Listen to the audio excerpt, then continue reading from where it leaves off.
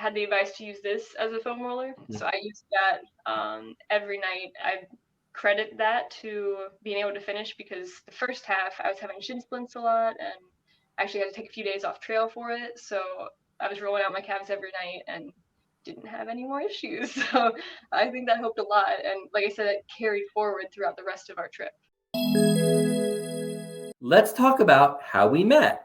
What is trail magic? Would either of you like to explain what trail magic is? So trail magic, in my experience, it's people that have either a connection to the trail, whether it be they've hiked it before, or they know somebody that's hiked it, or they want to kind of experience it through somebody else's shoes. Just some sort of connection there, and they want to be able to support those that are out there hiking. And oftentimes, most of the time, it's usually of their own, what's the word I'm looking for? Volition? Yeah, their own volition. They go out of their way. They're like, hey, I want to do this for you. I require nothing. And even hikers give other hikers trail magic. So everybody's there to try and make each other's experience better. Yeah. I just got chills a little bit. Hikers give hikers trail magic. Oh, There was the absolutely. fish, but that wasn't a hiker. But we're all helping each other together. We're not like competing against each other, and we're like, no, I'm not going to give you this trekking pole to get through the creek because it's my trekking pole, and I'm not going to. It's not like that, right? Mm-mm. Yeah. Not at all.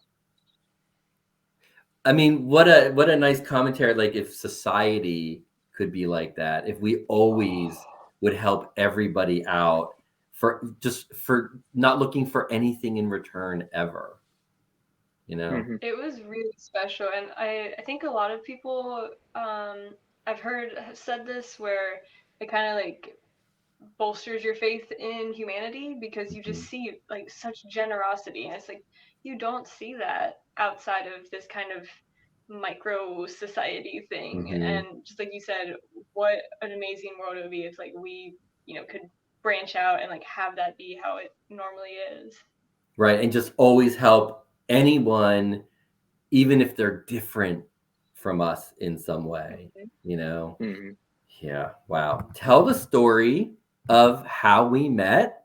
What was going on the days prior and the day of when we met? How were you guys feeling? What was your So I state? remember it was right after like Harper's Ferry area, and I remember feeling like pretty fatigued, because we just made it to like the, I guess, mental halfway point. We haven't, Mhm. it's not the official halfway point Yeah, the yet, but unofficial halfway.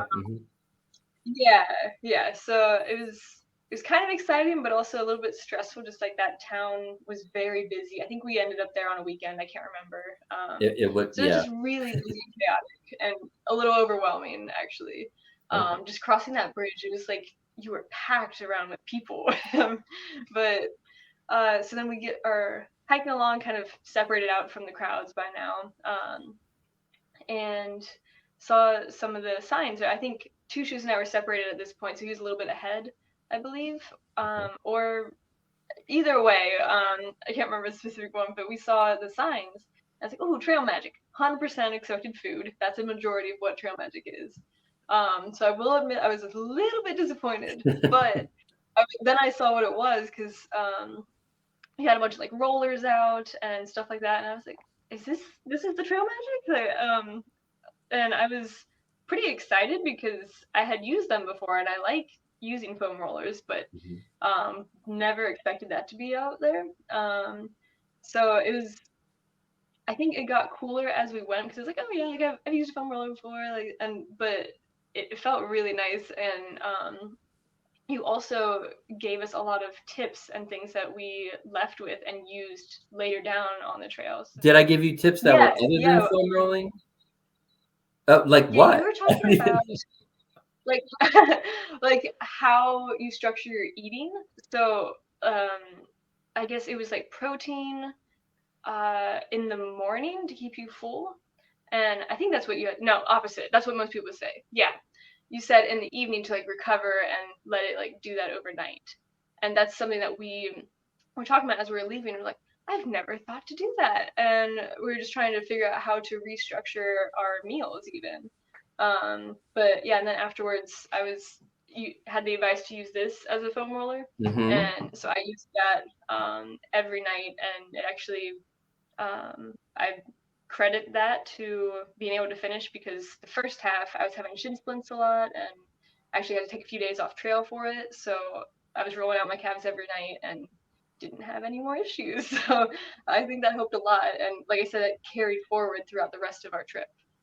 Wow, awesome.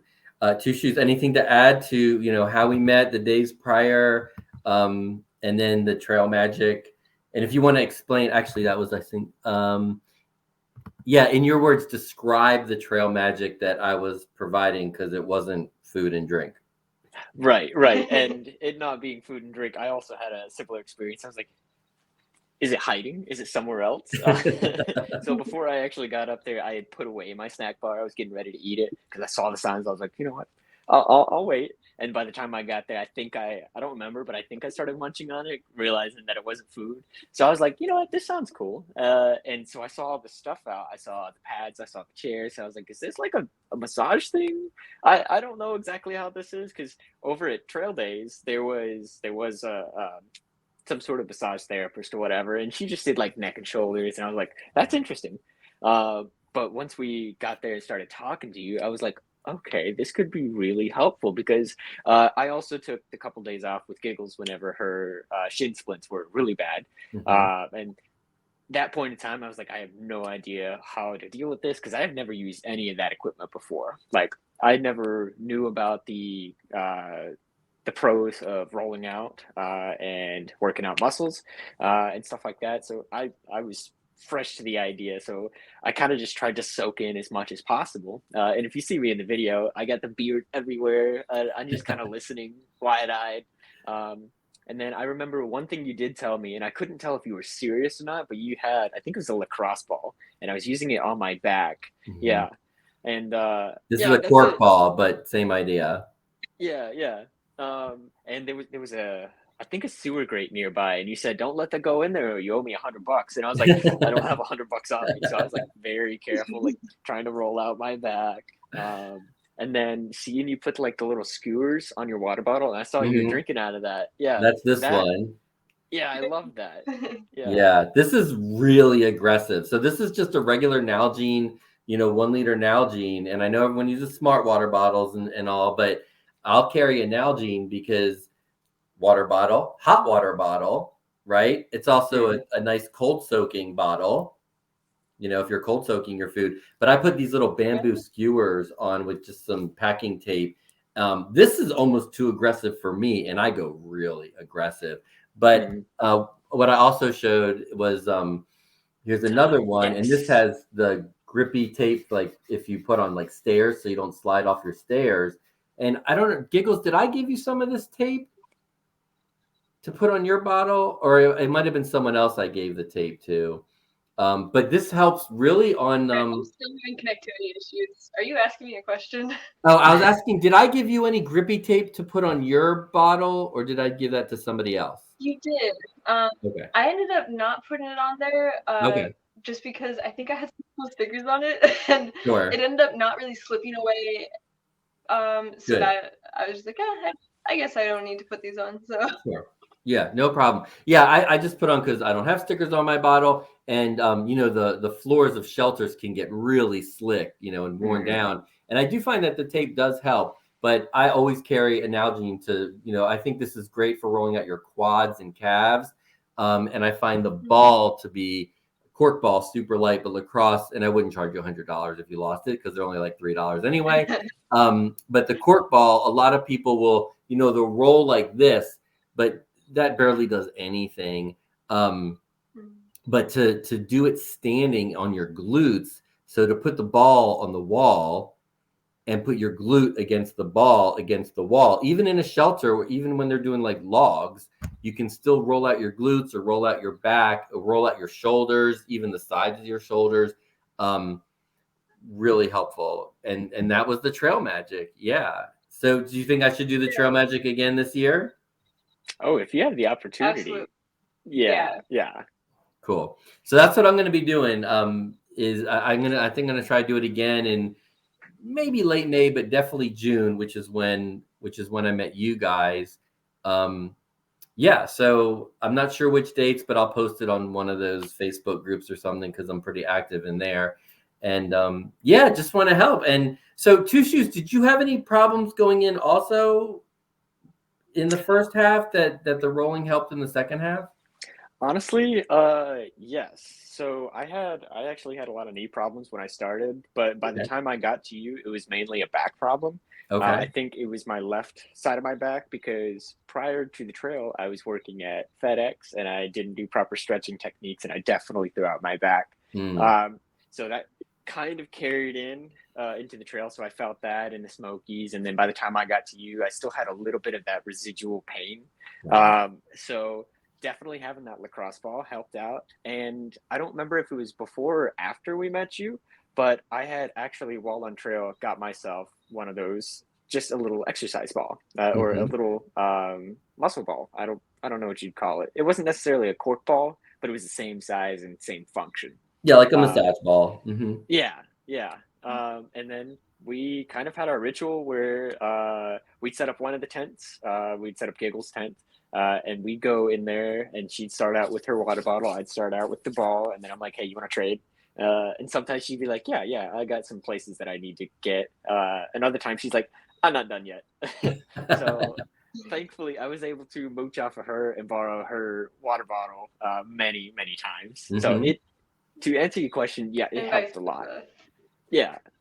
That's awesome. I'm so glad. I mean, that's why I did it, because again, I've been backpacking a while, but I'm also a triathlete. And this is what I attribute to being 23 years injury-free as an Ironman triathlete, coach, backpacker, ballroom dancer, and all that kind of stuff. And I know how many, and I don't know how many, but I know a lot of people end up having to get off trail or not do their triathlon race or their running race or ultra marathon or whatever, or even a 5K because of some overuse chronic injury. And what I've learned is massage is what really helps prevent or helps people overcome these kind of chronic injuries. And like I shared in the Trail Magic, I'll share it again, is that stretching has never been shown to prevent injury or to really help you recover from injury. And same with strength training. It hasn't really been proven to help you prevent it. And case in point, professional athletes regularly suffer from chronic injuries and overuse injuries. She'll come back.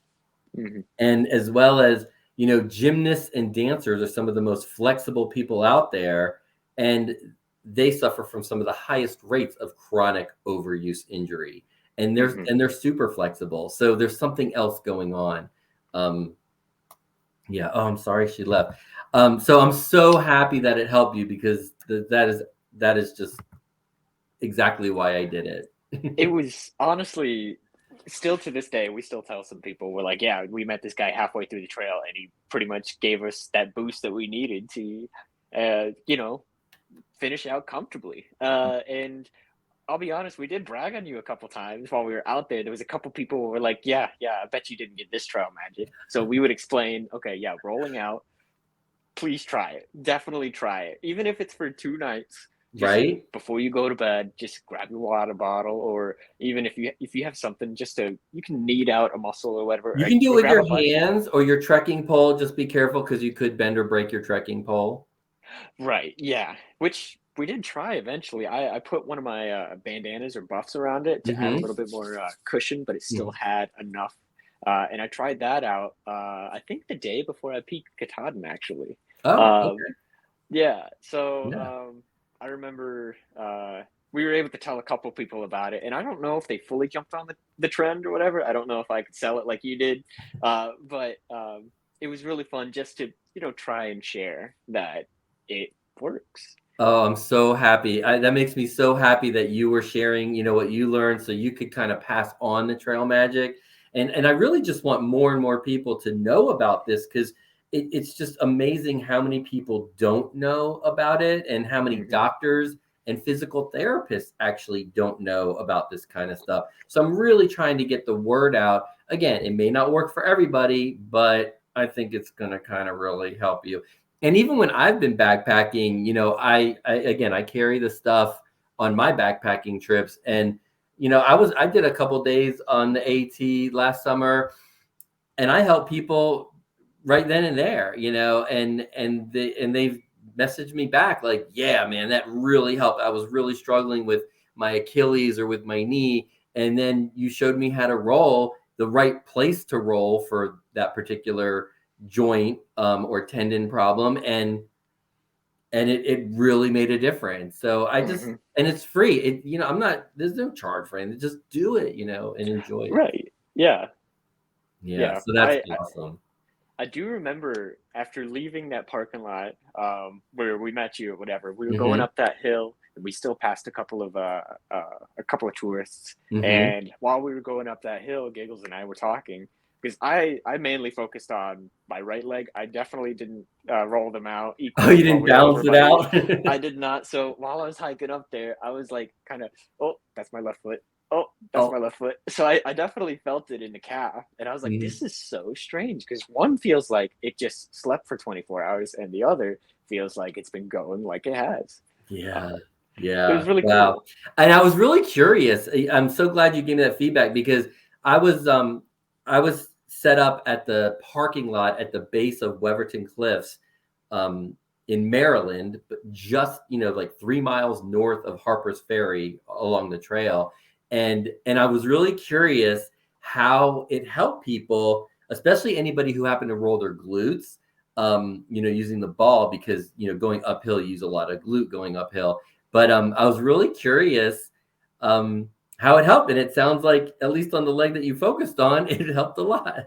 Oh, absolutely. It was really, honestly, it was really cool just to see you could actually feel the difference instead of like getting both of them and they feeling good. Like being able to look at this one and then feel this one and just compare. Wow. Yeah, I've never even done that, actually, because I'm always, you know, if I roll one side, you know, here she comes. Okay, you're back. Hey, I don't know what's going on, but I'm having a lot of connectivity where like you guys are cutting in and out, and it just keeps me off sometimes. So it's okay. So if I'm not reacting to what you're saying, that's probably why. Okay. Two Shoes we were just continuing to talk about how the rolling really impacted, and he was just sharing how it helped him. He noticed it going up the cliffs, which was right after where we met, Weverton Cliffs. Yeah, so that's great. And then that you shared it with other people. Actually, I wanted to tell you that it was like right around where the Wildcats are in New Hampshire, and there was this one. So right after the presidential range, right? Yeah, right around there. And she saw I had a Nalgene, and she's like, I can't believe you've been carrying a Nalgene this whole time. I was like, well, here's why. And so I told him, like, I use it as a roller. So, yeah. That's awesome. That's awesome. And like I was telling Two Shoes a minute ago, that's why I do it, you know, it's free. You can use it. I know it's heavier than a smart water bottle, but when it's multi-purpose like that, and on those cold nights, you put hot water in there, that is a nice hot water bottle, you know, under your quilt or in your sleeping bag. Okay. Wow. So thank you so much for sharing all that about the trail magic and how we met and how it helped you. And that's really my goal. You know, maybe it made your thru hike a little bit easier or a little bit more fun and less stressful. So I'm really happy about that.